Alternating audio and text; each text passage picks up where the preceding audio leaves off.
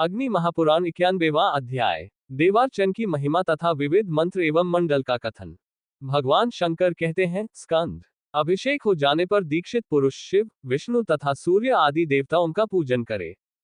जो शंख, भेरी आदि वाद्यों की ध्वनि के साथ देवताओं को पंचगव्य से स्नान कराता है, वह अपने कुल का उद्धार करके स्वयं भी देवलोक को जाता है। अग्निनंदन, कोटि सहस्र वर्षों में जो पाप उपार्जित किया गया है, वह सब देवताओं को घी का अभ्यंग लगाने से भस्म हो जाता है। एक आधा घी आदि से देवताओं को नहलाकर मनुष्य देवता हो जाता है। चंदन का अनुलेप लगाकर गंध आदि से देव पूजन करे तो उसका भी वही फल है।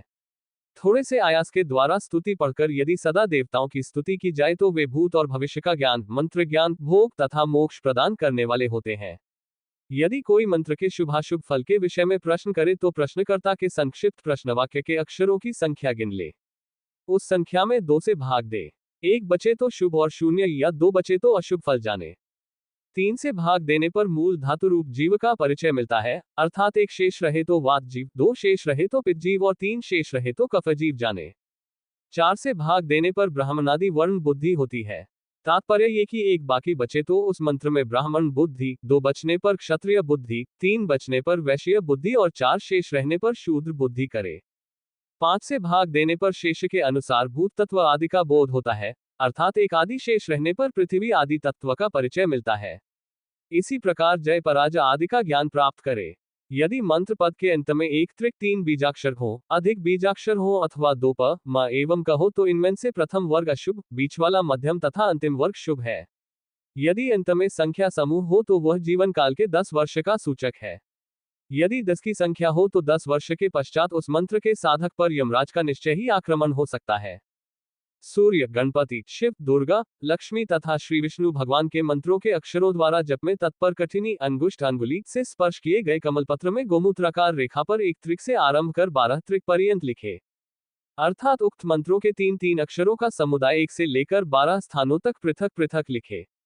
इसी प्रकार 64 कोष्ठों का एक मंडल बनाकर उसमें मरुत, यम, व्योम, हम और मरुत, यम इन 3 बीजों का त्रिक पहले कोष्ठ से लेकर 8वें कोष्ठ तक लिखे। इन सब स्थानों पर पासा फेंकने से अथवा स्पर्श करने पर शुभाशुभ का परिज्ञान होता है। विषम संख्या वाले स्थानों पर पासा पड़े या स्पर्श हो तो शुभ और सम संख्या पर पड़े तो अशुभ फल होता है। यम, हम, यम इन 3 बीजों के 8 त्रिक हैं। वे ध्वज आदि 8 आयों के प्रतीक हैं। इन आयों में जो सम हैं वे अशुभ हैं। विषम आय शुभप्रद कहे गए हैं। क आदि अक्षरों को 16 स्वरों से तथा 16 स्वरों को क आदि से युक्त करके उन सबके साथ आ ई ये पल्लव लगा दे। पल्लव युक्त इन सस्वर आदि अक्षरों को आदि में रखकर उनके साथ त्रिपुरा के नाम मंत्र को पृथक पृथक संबद्ध करे। उनके आदि में ओम हरि जोड़े और अंत में नमः पद लगा दे। इस प्रकार पूजन कर्म के उपयोग में आने वाले इन मंत्रों का प्रस्तार 20,160 की संख्या तक पहुंच जाता है। आ हरि इन बीजों से युक्त सरस्वती, चंडी, गौरी तथा दुर्गा के मंत्र हैं। श्रीदेवी के मंत्र आश्रीन इन बीजों से युक्त हैं।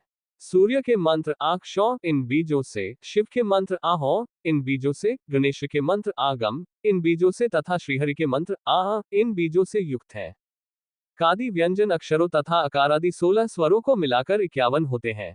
इस प्रकार सस्वर आदि अक्षरों को आदि में और सस्वर क्ष से लेकर क तक के अक्षरों को अंत में रखने से संपूर्ण मंत्र बनते हैं। 1440 संपूर्ण मंडल होने से सूर्य, शिव, देवी दुर्गा तथा विष्णु में से प्रत्येक के 360 मंडल होते हैं। अभिषिक्त गुरु इन सब मंत्रों तथा देवताओं का जप ध्यान करे तथा शिष्य एवं पुत्र को दीक्षा भी दे। इस प्रकार आदि आग्नेय महापुराण में नाना मंत्र आदि का कथन नामक 91वां अध्याय पूरा हुआ।